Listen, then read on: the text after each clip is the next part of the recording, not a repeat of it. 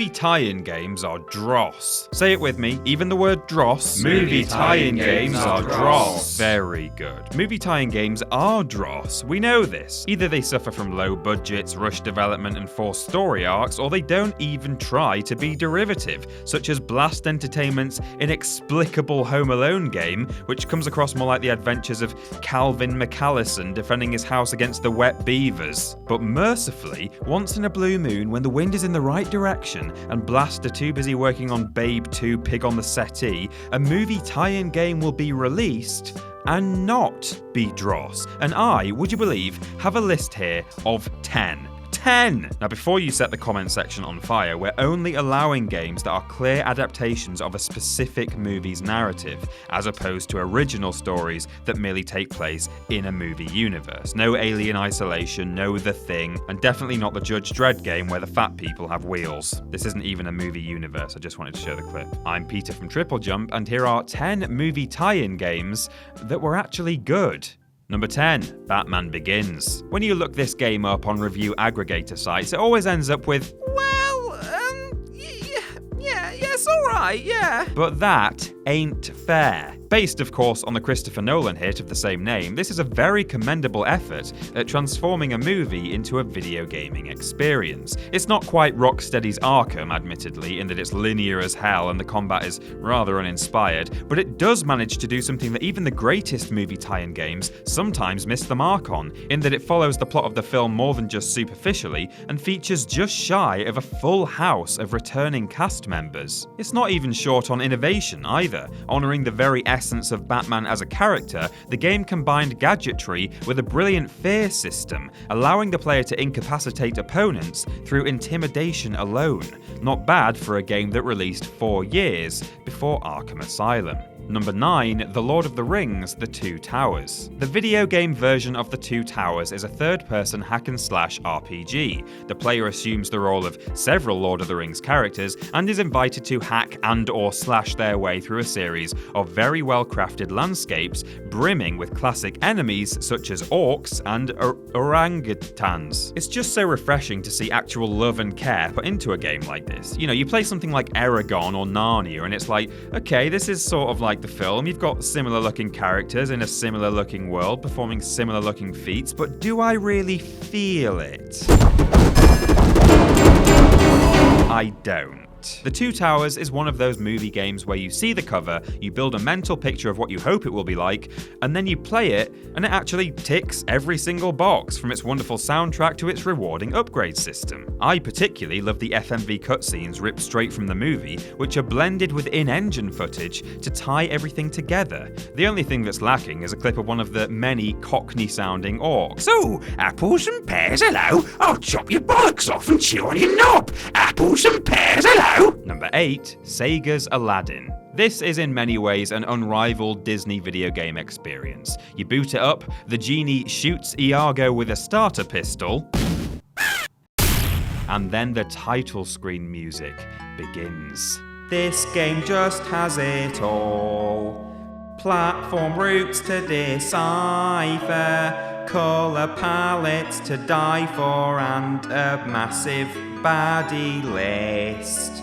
Soldiers, jugglers, snakes, vases thrown out of windows, fish and camels, flamingos, and I don't know what that is. At number 7, The Warriors. You're in luck, this one's not a musical. Let's make a game based on a movie that came out a quarter of a century ago, said a total bloody lunatic one morning in 2002. 3 years later, Rockstar Games subsidiary, Rockstar Total Bloody Lunatics, published The Warriors, and it was actually good. What the hell? From its well-balanced combat system and satisfying theft mechanics, such as the ability to loot shops and make off with car stereos, this would have worked well enough even as a spin-off or reimagining of the Warriors IP. Better yet though, we're once again looking at a game in which numerous actors actually reprised their roles, and let's not forget that literally decades had passed since the original film's release, as well as a storyline that follows the events of the movie better than most. Nobody could have predicted that the cult following and inimicable visual style of this 1970s movie could translate effectively into a 21st century video game.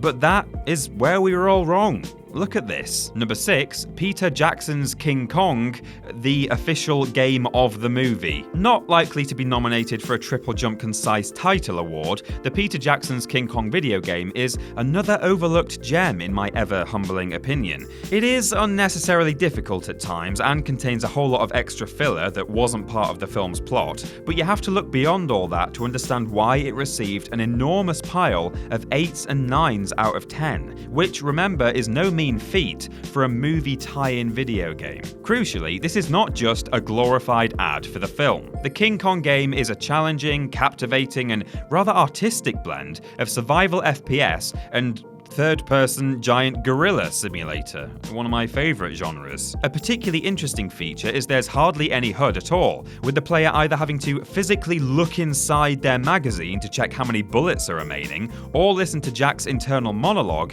as he attempts to keep count of the spares he's got left in his pocket. 4 magazines on backup. Pretty immersive stuff. Really though, your enjoyment of this game comes from appreciating the months of hard work and genuine devotion that were clearly put into it under lead designer and Peter's favourite boy, Michel Ancel, perhaps epitomised most by the unlockable alternate ending. You take control of Captain Engelhorn's seaplane and shoot down Kong's NYC attackers before shipping him back to Skull Island, just like in 2005's critically acclaimed movie, Peter Jackson's King Kong. Aww. Heartwarming. Number 5, Goldeneye. I'm gonna say it, this game actually holds up really badly, I reckon. It's only an opinion, of course, but if you don't agree with me on this, then you're just a big wrongy-wrong stupid idiot head with a dumb face and a sexually active mother. Yeah, that's right.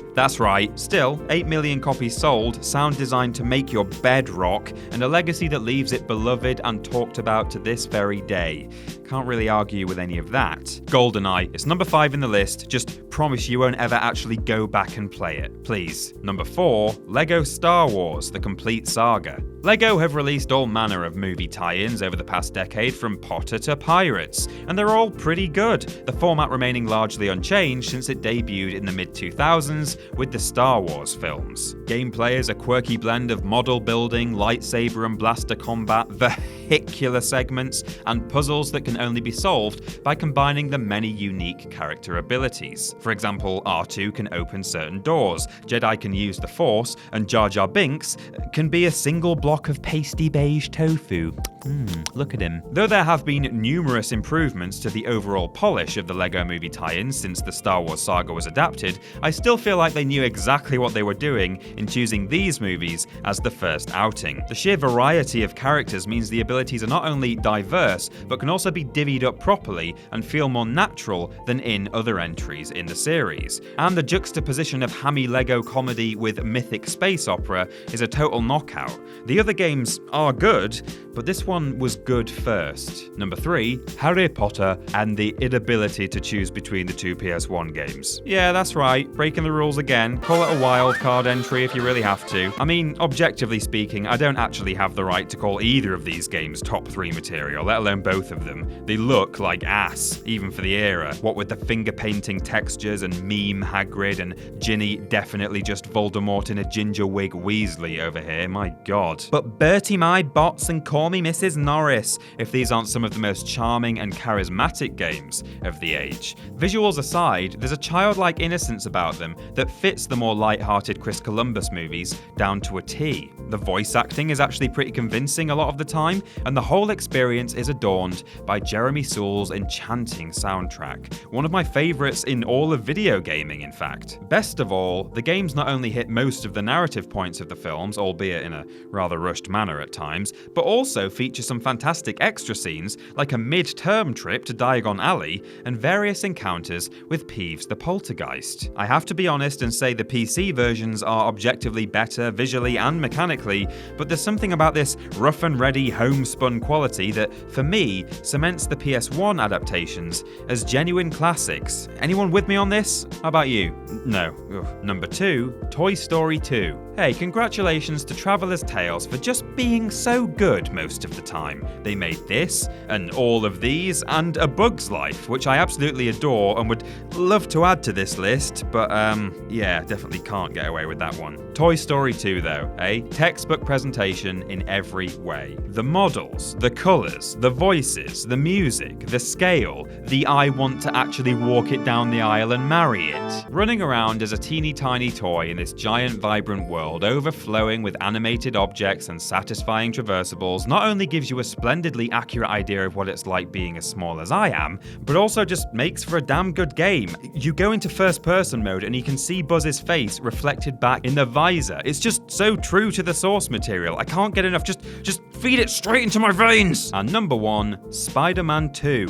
You knew it would be. Spider-Man 2's reputation precedes it by miles. Intentionally or not, Insomniac's 2018 take on the friendly neighborhood video game has so much in common with Treyarch's masterpiece that it's no wonder it went down so well. From the immensely satisfying swing mechanics in which your web actually sticks to buildings, to the frequent encounters with petty criminals down on the streets of New York, this game feels oddly realistic for a work of superhero fiction. It's just a shame the developers didn't retread Spider-Man 1 ground and include a playable Green Goblin equipped with an actual glider.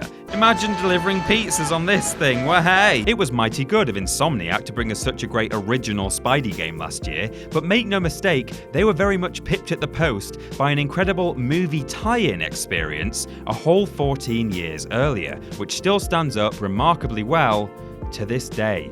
And that's our list. Let us know in the comments if you agree or think we missed anything. You can follow myself and TripleJump on Twitter here, and if you want to support the things you enjoy, then check out the rewards on our Patreon. Finally, don't forget to like the video, share it with your friends, and subscribe to the channel. I'm Peter from TripleJump, and thanks for watching.